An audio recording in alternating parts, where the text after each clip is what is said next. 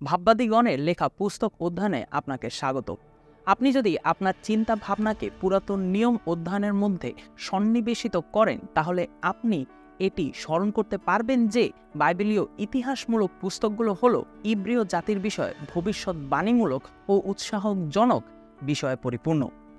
অতঃপর আমরা কিছু কাব্যগ্রন্থ পাই যেগুলো ঈশ্বরের লোকদের হৃদয় বা মনের কথা বলে।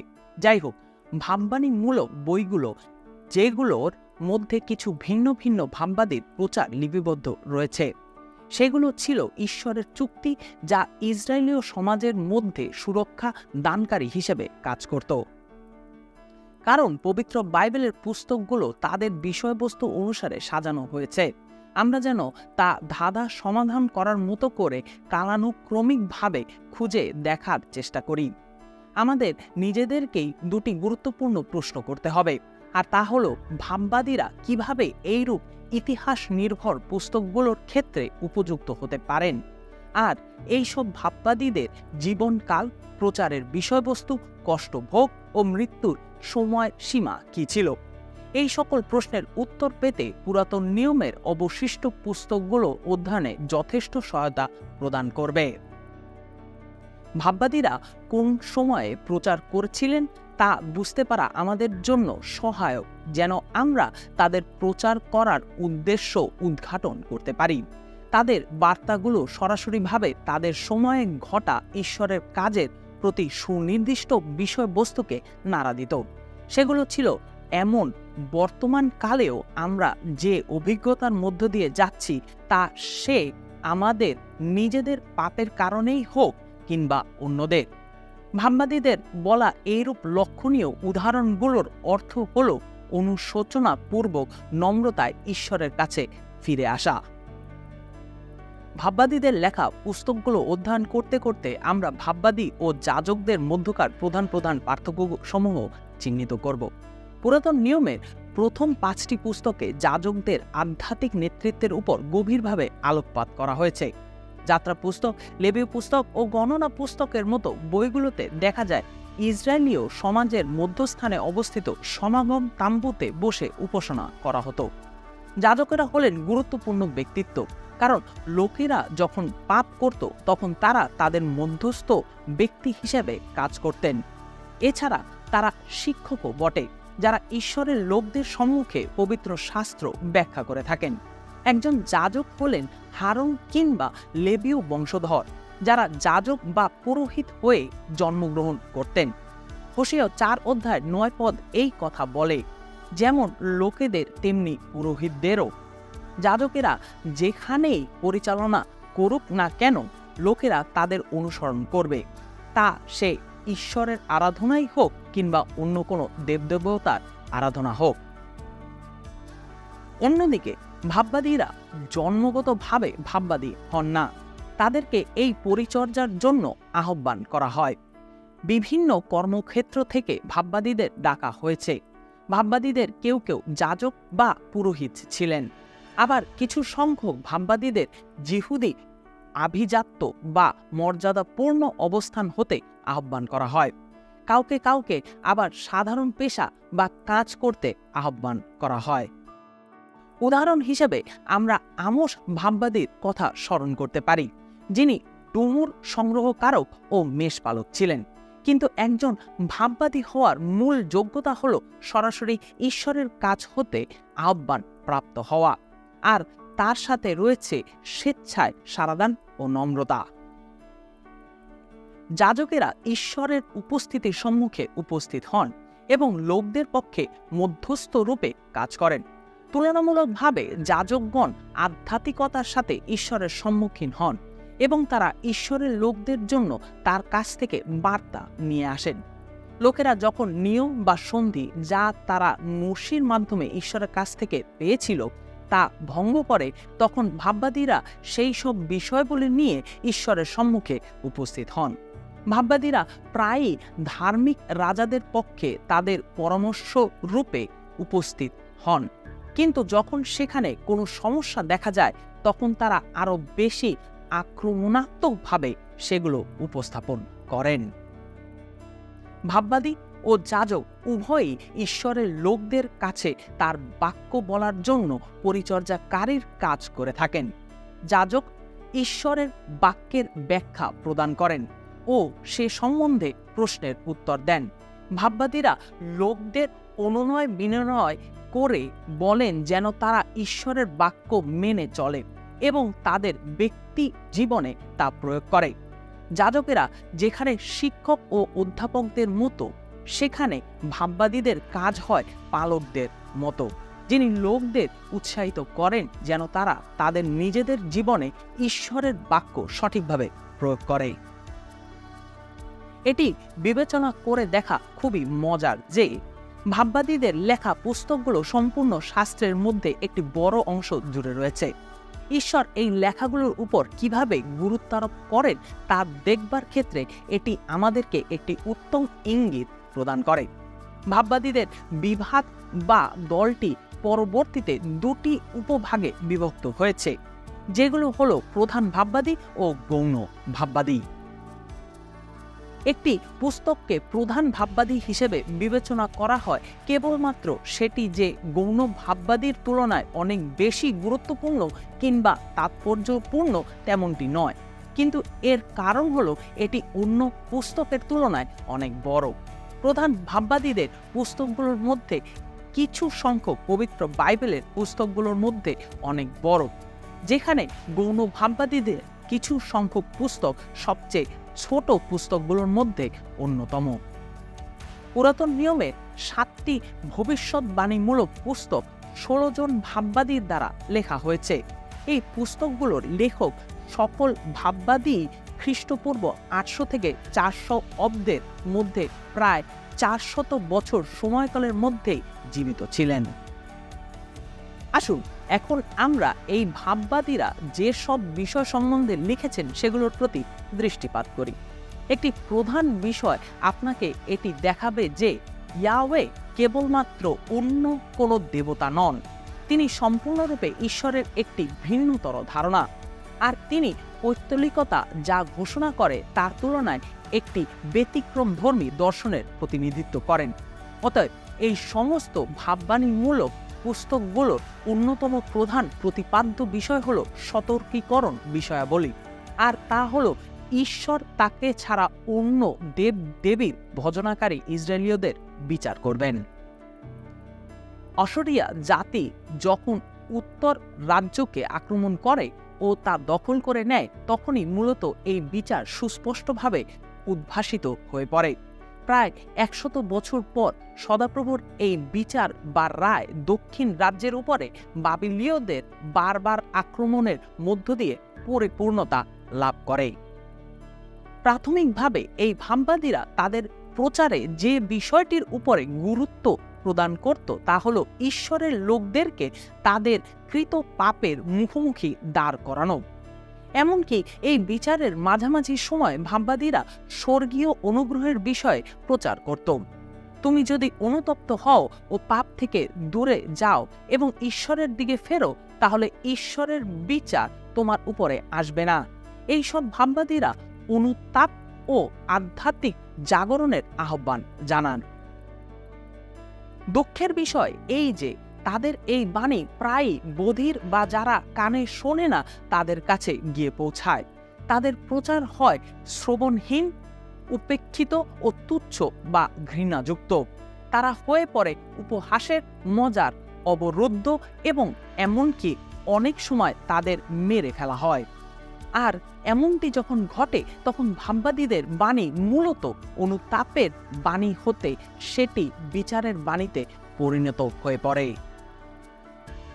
এছাড়াও ভাববাদীরা ন্যায় বিচারের কথা প্রচার করে থাকেন, আর যখন আজকের দিনে প্রচারকগণ অন্যায় বা অসৎ বিচারের দায় পড়েন, তখন তারা সচরাচর তাদের প্রচারের বিষয়বস্তুর সাথে সম্পৃক্ত এমন বিষয় বেছে নেন, কারণ ভাববাদীরা তাদের দিনে ধারাবাহিকভাবে অবিচার বা অন্যায্যতার বিরুদ্ধে চিৎকার করে কান্না করেন। এগুলোর মধ্যে রয়েছে চুরি, সন্ত্রাস, অত্যাচার, হত্যা এবং অন্যান্যগুলোর মধ্যে আদালতের দুর্নীতি প্রভৃতি। পবিত্র শাস্ত্র ন্যায় বিচারকে এভাবে সংজ্ঞায়িত করে। এটি কোনো দ্রব্য সামগ্রী, সেবা কিংবা একই ধরনের ফলাফলের কোনো প্রতিশ্রুতি নয়, বরং এটি হচ্ছে প্রকৃতগত অধিকারসমূহের একটি শক্ত প্রতিরক্ষা বলয়। প্রকৃতগত অধিকার হল ঈশ্বরের নিজস্ব প্রতিমূর্তিতে নির্মিত মানবজাতির জন্য কোনো রূপ কারণ দর্শানোর ব্যতীত অন্য লোকদের দ্বারা কোনো ব্যক্তির প্রাপ্য বিষয় বলি। এটি হচ্ছে ব্যক্তিগত দায়িত্বের মধ্যে থেকে কোনো ব্যক্তির নিরবিচ্ছিন্ন জীবনযাপনের অধিকার। এটি যা দাবি করে তা হলো সকলেই যথাযথ সম্মান বা শ্রদ্ধা ও মর্যাদা বজায় রেখে তার সহকর্মী ভাই বোনদের সাথে আচরণ করবে, যা ঈশ্বরের প্রতিমূর্তিরূপ মানুষের একান্ত প্রাপ্য। এছাড়াও এটি ভাববাণীমূলক আহ্বান থেকে স্বেচ্ছাসেবামূলক কাজে পরিণত হয়। ভাববাদীরা প্রায়ই ঈশ্বরের লোকদের তাদের জাতির মধ্যে বিচ্ছুরণিত বা আলোকিত হওয়ার বিষয়ে প্রচার করেন। এইরূপে কাজে তাদের ভবিষ্যৎবাণীর একটি অংশের মধ্যে যে বিষয়টি জড়িত থাকে তা হল তাদের পৃথকীকরণ অবস্থা থেকে ফিরে আসা এবং অবশেষে একজন অসাধারণ মসীহের আগমন ও মসীহ নির্ভর একটি বৃহৎ আত্মিক জাগরণের সূত্রপাত ঘটা।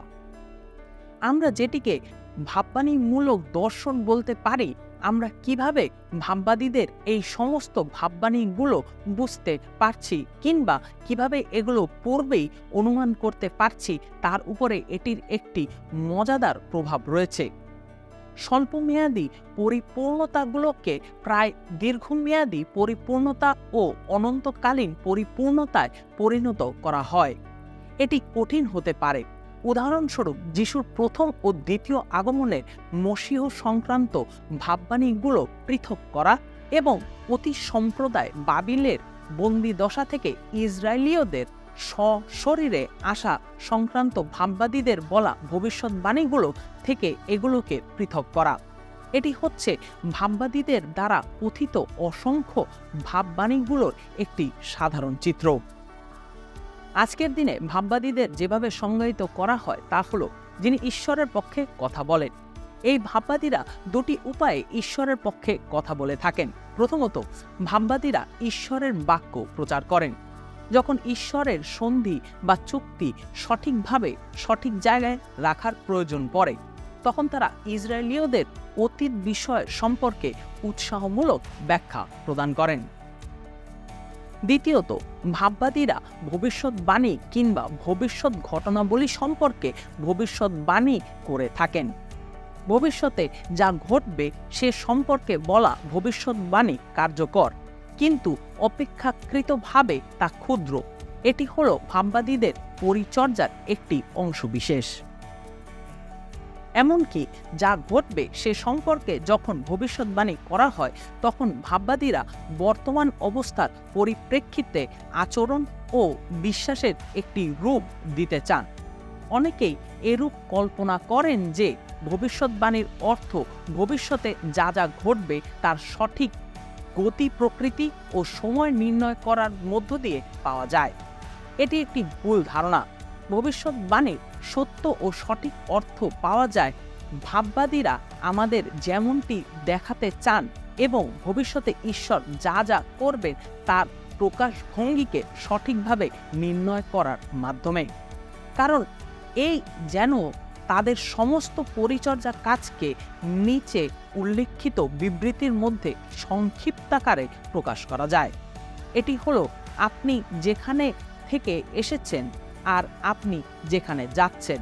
সুতরাং এটি হলো ঈশ্বর আপনাকে দিয়ে যা করাতে চান এবং আপনি যে কোনো স্থানে তেমনটি থাকেন।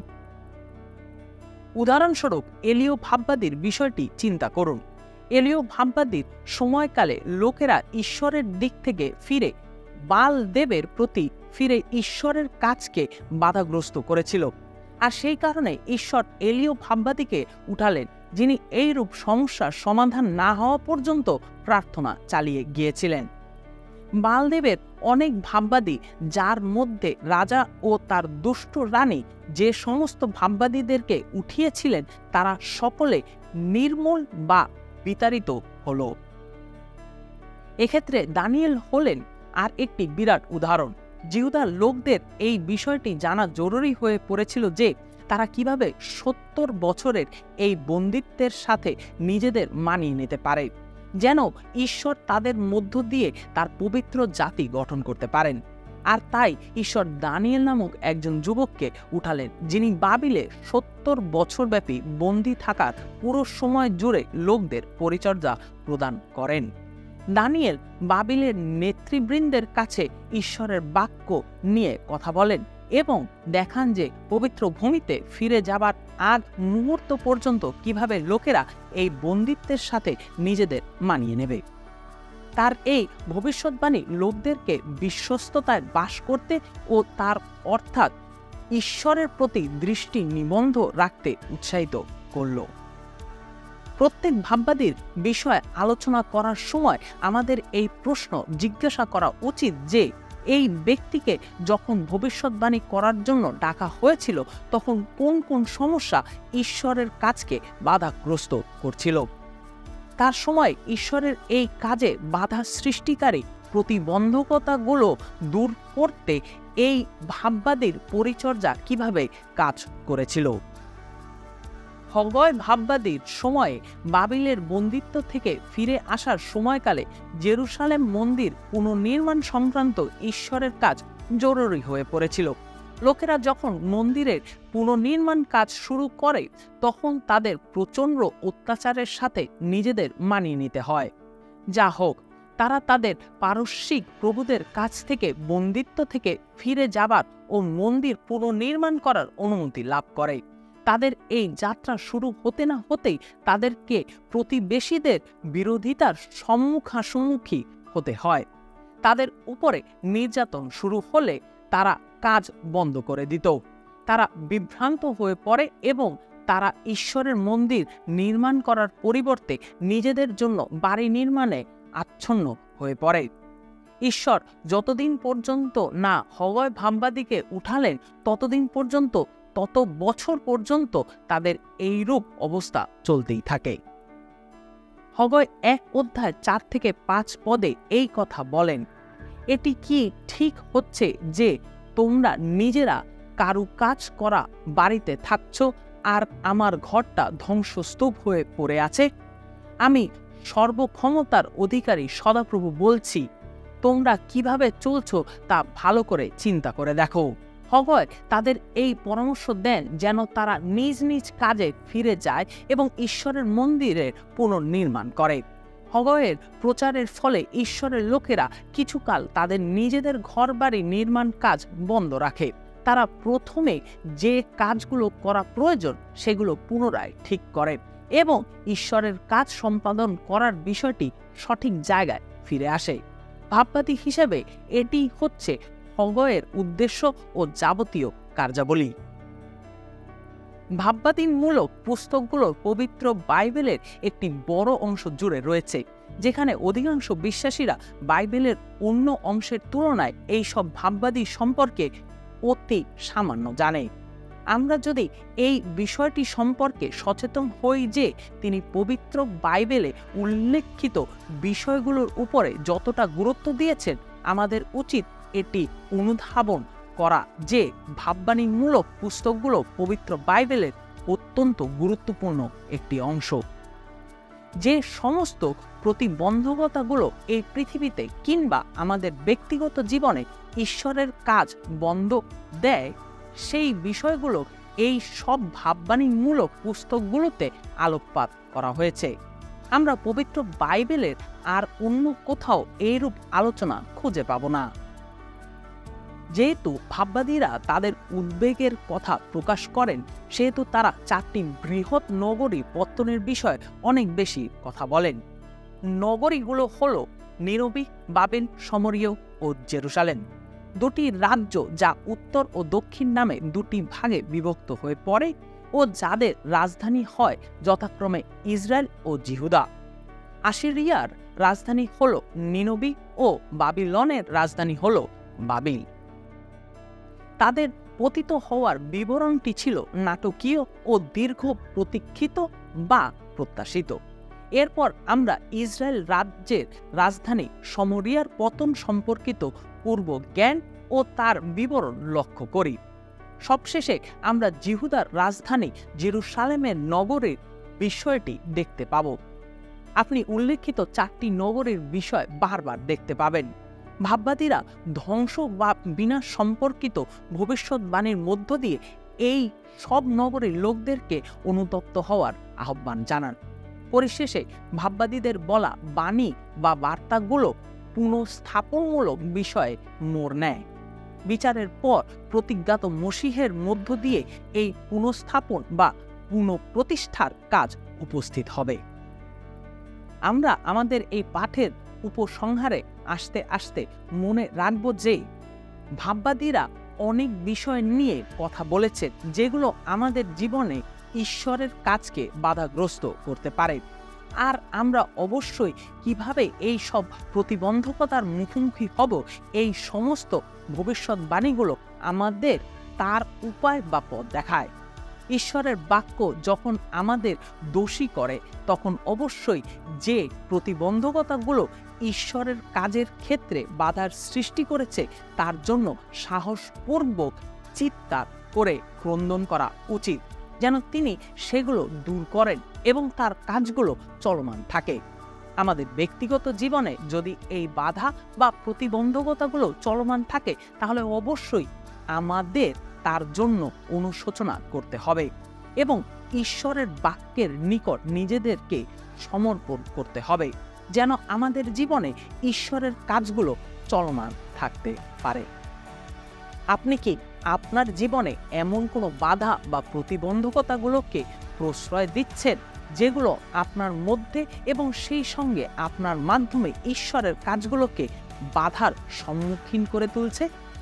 ঈশ্বর দয়ালু ও সহনশীল বটে, কিন্তু ভাববাদীরা আমাদেরকে উৎসাহিত করেছেন যেন আমরা আজকেই অনুতপ্ত হই, নিজেদেরকে নত করি এবং ঈশ্বরের কাছে ফিরে আসি।